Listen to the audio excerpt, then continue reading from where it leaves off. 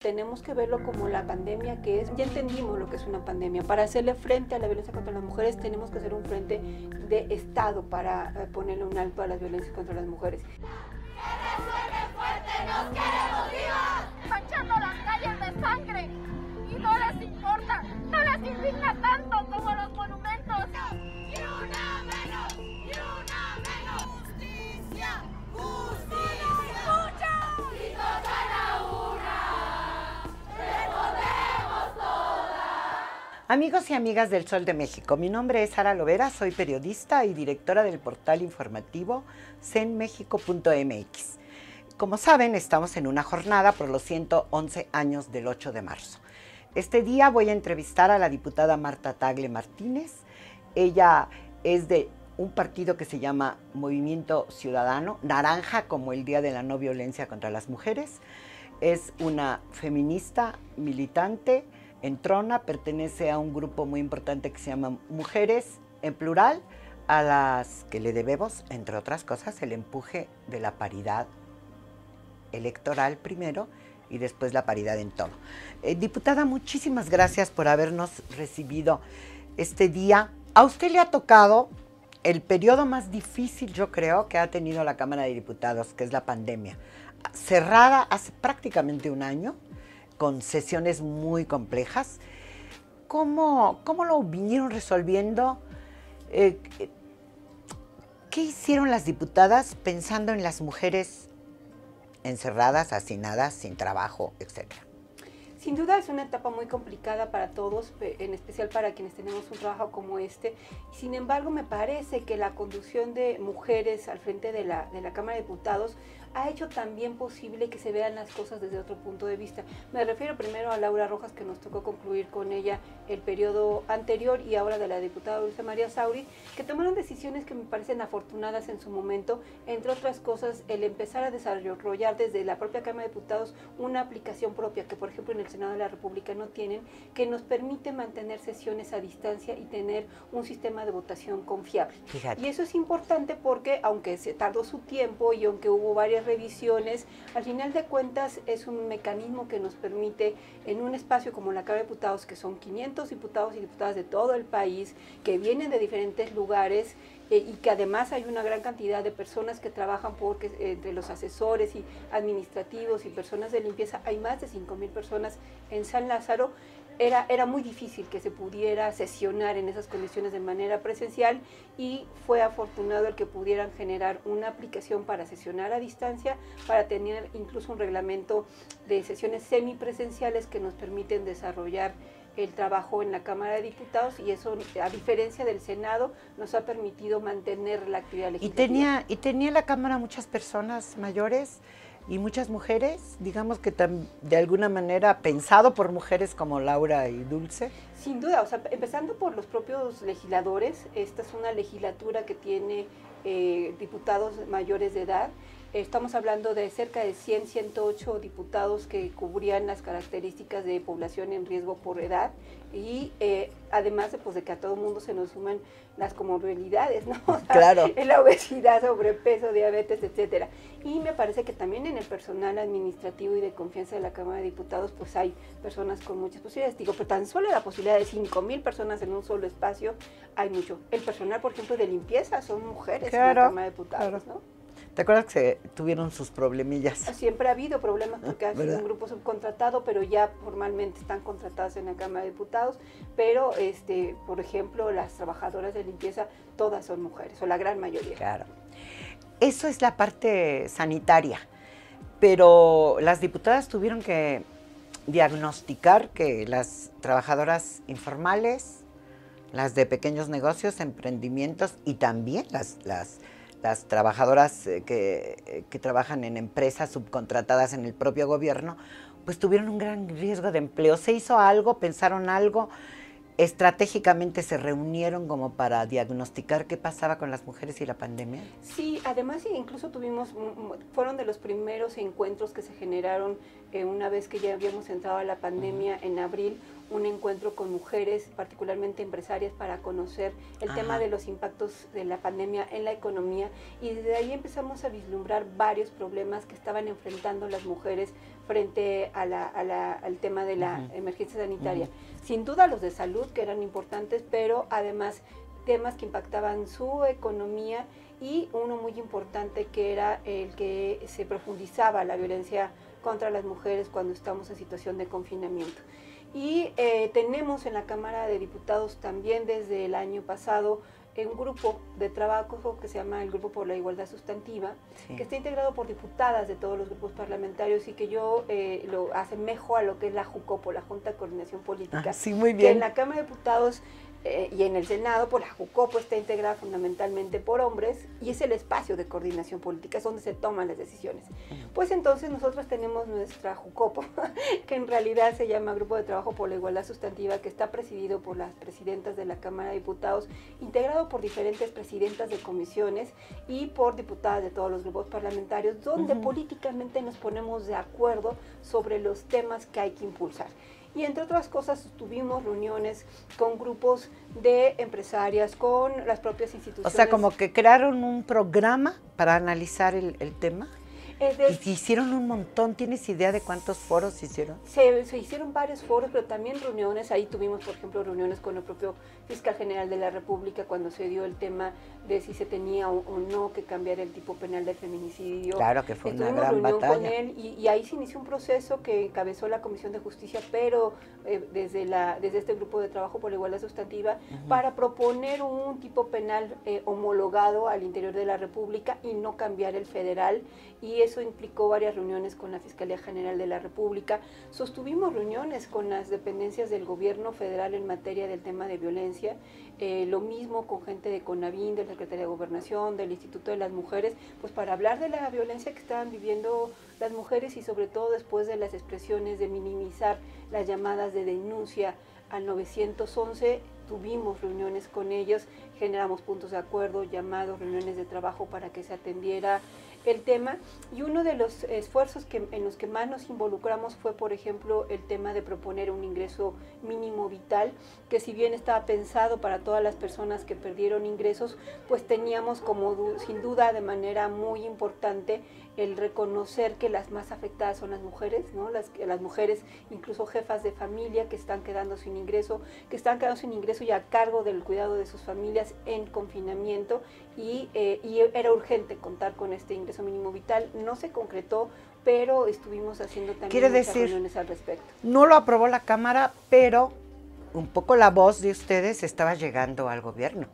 Sí. De todas estas cosas que analizaron, Marta, que se diagnosticaron, que sabemos cómo creció la violencia en la casa, cómo por las cuestiones del presupuesto que también ustedes han encabezado para las CAMIS y para los refugios, ¿algo se escuchó?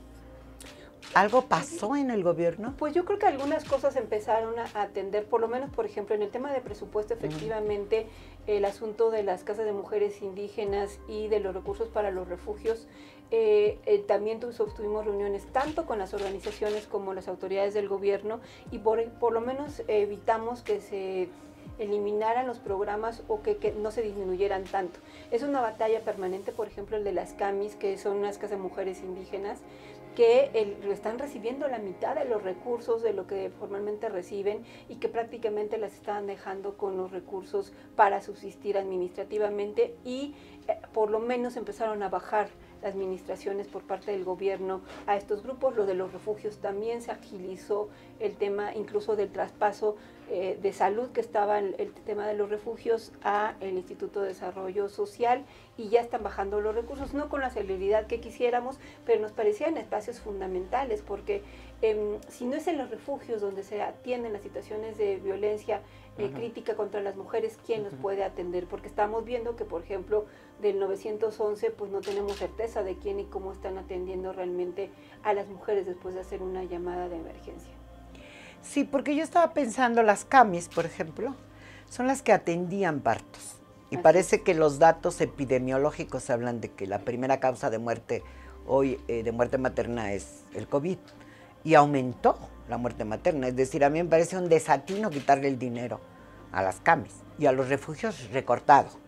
Pero ¿qué otras cosas escuchó el gobierno? Le quitó 75% del presupuesto a las mujeres. Sí, incluso en el tema de salud sexual y reproductiva de las mujeres, para este presupuesto del 2021 viene con una disminución muy importante y es increíble, justamente viniendo de la profundización del problema con la pandemia. Durante la pandemia también sostuvimos reuniones con la Secretaría de Salud y entre otras cosas sacó el protocolo para atender embarazos durante la etapa de COVID, pero el problema ahí sigue. Ha habido mujeres embarazadas contagiadas y muertes de mujeres embarazadas por contagio y es una situación que se agravó muchísimo. Los datos demuestran que hay un incremento de muerte materna en 41% y de manera muy importante estas muertes están relacionadas con el tema de COVID, ¿no? Entonces, y ante ese panorama está el tema de la disminución de los recursos. Sin embargo, te digo, la reunión con salud fue para promover el protocolo que formalmente salió. Estamos insistiendo en que se apruebe una iniciativa que está presentada para reconocer las unidades de partería, porque nos parece un tema fundamental que en este tema de la emergencia, el que se atienda a las mujeres en sus domicilios con parteras profesionales o tradicionales, les evitaría el riesgo de ocurrir a una unidad hospitalaria, y estamos trabajando en ese tema. Pero hay otros Pero se pasó un año.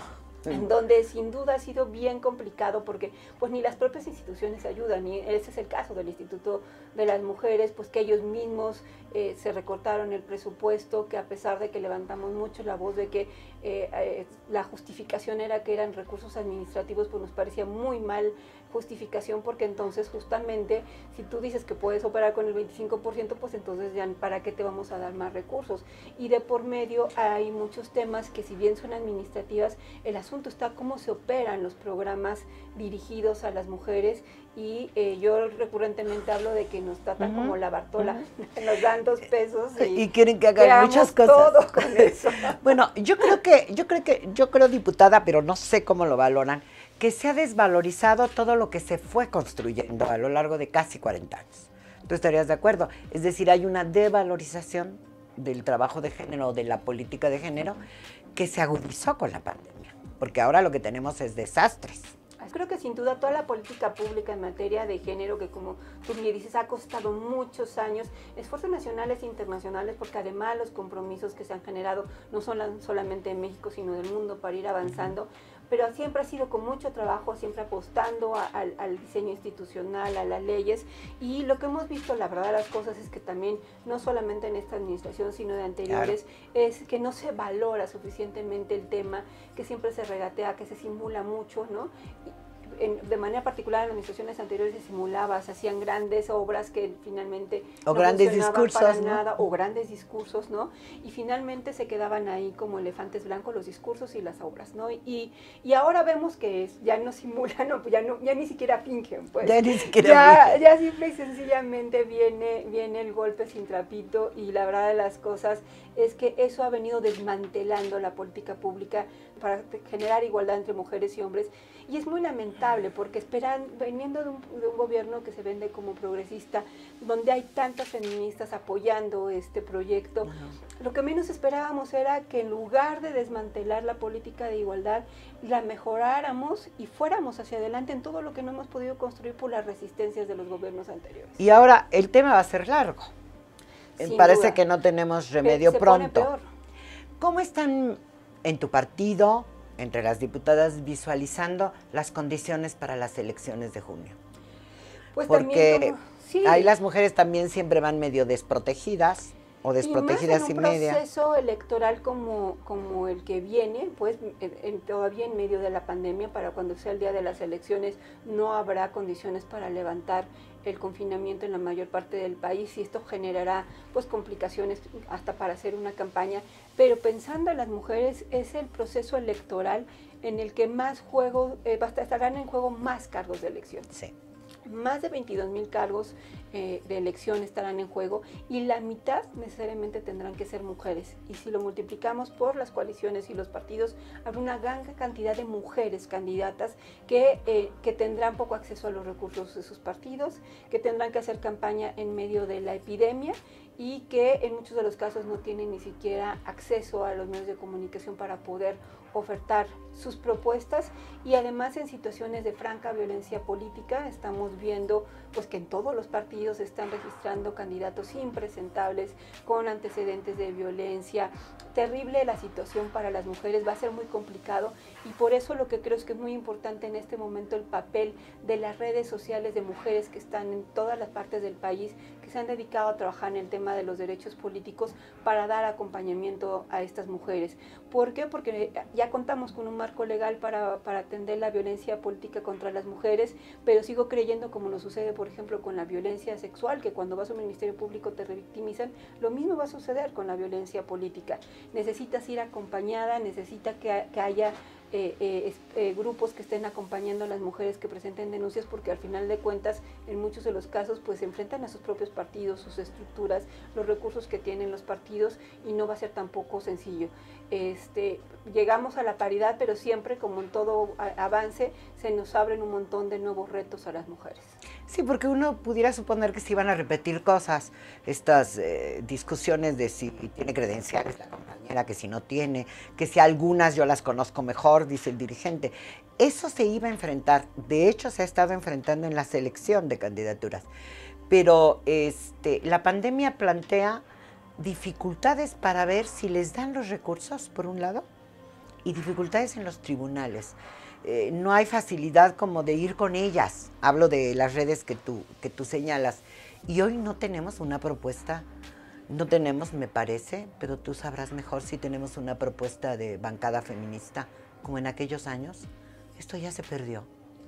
No ha habido estos pases de estafeta entre una legislatura y otra, por lo menos no hubo en esta legislatura de la paridad y la anterior, y me parece que uno de los efectos importantes es que el movimiento feminista sí estaba dividido con respecto a cómo sería el gobierno, y había muchas organizaciones feministas pues que evitaron o prefirieron guardar silencio pues para darle incluso el beneficio de la duda a este gobierno, y que pues al paso ya de los meses y de los años pues han visto que esto tampoco fue la mejor estrategia, porque el feminismo siempre tenía que estar al frente denunciando lo que ve y exigiendo resultados, sobre todo pues a quienes somos legisladoras, y por eso me parece muy importante que rumbo a la siguiente legislatura, que será también sin duda una legislatura paritaria, podamos generar la posibilidad de que pues haya este pase de estafeta, y el grupo de igualdad sustantiva estará trabajando en eso, en generar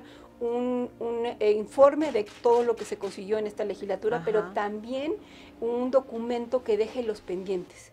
¿Por qué? Porque si algo hemos sido especialistas las mujeres es en eso, en trabajar unidas. O sea, la verdad de las cosas que cuando trabajamos de manera plural, unidas, con un objetivo, avanzamos más rápido.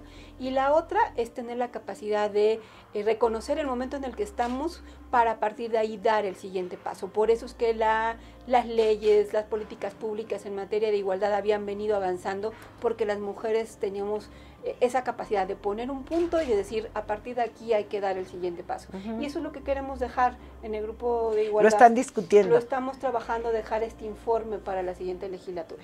¿Tú qué dirías para cerrar, Marta? ¿Cuáles son como las 3 cosas fundamentales para lo que viene? No se va a ir la pandemia, va a seguir porque no hay capacidades para atender a todas las mujeres violentadas.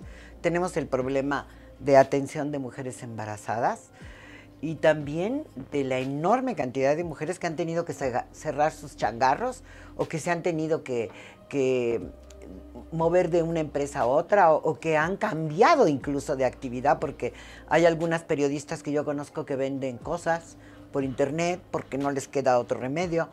Entonces, ¿cuáles serían las 3 cosas que tendría que analizar este periodo que terminará en agosto, o el nuevo en el cambio electoral? Como las 3 cosas fundamentales, pues o 4. Que el gran tema ahorita sigue siendo las violencias contra las mujeres. O sea, desafortunadamente las violencias contra las mujeres se han vuelto la principal amenaza para todo lo demás que hemos venido avanzando. Las mujeres alcanzamos el derecho a estudiar, y sin embargo hoy la violencia limita a las mujeres porque hay acoso, hay abuso en universidades y en escuelas. Alcanzamos el derecho al trabajo y las mujeres son acosadas en el trabajo, incluso el derecho a salir a la calle libremente, y las mujeres somos violentadas en la calle, asesinadas, etcétera. Entonces, hoy en día la principal amenaza sigue siendo las violencias, y es un asunto en el que tenemos que encontrar la manera de salir juntas, pues porque nos afecta a todas, no importando, por supuesto, del partido del que seamos, ni del estrato socioeconómico, ni de la educación que tengamos. Es una realidad que nos está afectando a todas, y tenemos la obligación de hacerle un frente común. Para eso se requieren políticas públicas, se requieren recursos, o sea, no podemos olvidar los presupuestos públicos encaminados a atender la violencia, y requerimos comprometer a todos los niveles de gobierno, porque no solamente, sin duda, el Ejecutivo tiene un papel fundamental, sí, pero están los gobiernos, pero también están los gobiernos estatales y los congresos locales y los municipales, y el Poder Judicial, porque el acceso a la justicia de las mujeres sigue siendo muy deficiente. Tenemos que y los órganos electorales. Yo siempre he dicho que tenemos que verlo como la pandemia que es, o sea, ya entendimos lo que es una pandemia. Para hacerle frente a la violencia contra las mujeres tenemos que hacer un frente de Estado para ponerle un alto a las violencias contra las mujeres. Y ese es el gran tema que hay que seguir trabajando. El otro tema, sin duda, me parece que tiene que ver con la parte económica de las mujeres. Como te decía, esta pandemia además ha dejado claro que es gracias al trabajo de las mujeres que se ha sostenido incluso las medidas de emergencia sanitaria decretadas por el gobierno, porque si no ha sido por el trabajo de las mujeres, de cuidados, de llevar ingresos, de hacerse cargo de las personas adultas mayores, de la educación a distancia, la pandemia no se hubiera podido sostener. Claro, están las mamás con los niños en las compus. Y lo peor de todo es que están profundizando las desigualdades. ¿Por qué? Porque están mujeres perdiendo los empleos, porque hay más violencia, porque no hay condiciones para atenderla. Entonces, tenemos que atender la situación económica de las mujeres. Siempre que se piensa en generar empleos, se piensa en empleos que no son para mujeres, y todavía hay, pues sin duda, trabajos claramente dirigidos para hombres. Por ejemplo, se piensa en la industria de la construcción, y aunque cada vez hay más mujeres en la industria de la construcción, pues eran trabajos primordialmente para hombres y no para mujeres que trabajamos más en el área de servicios. Entonces tenemos que pensar en cómo generar empleos para las mujeres, y sobre todo en esta situación ahora del trabajo en casa, ¿no? Y por supuesto el tema de los cuidados. Se aprobó, por ejemplo, durante la pandemia, la reforma constitucional para reconocer el derecho al cuidado aquí en la Cámara de Diputados. Ya se turnó al Senado, esperamos que se discuta pronto, porque es un tema fundamental, reconocer que las mujeres estamos haciéndonos cargo de los cuidados, y a partir de esto generar un sistema nacional de cuidados que empezara por generar ingresos a las cuidadoras, a las mujeres que se dedican totalmente al cuidado. Sería un paso muy importante, y creo que esta administración debería de ver con esos ojos este tipo de problemas.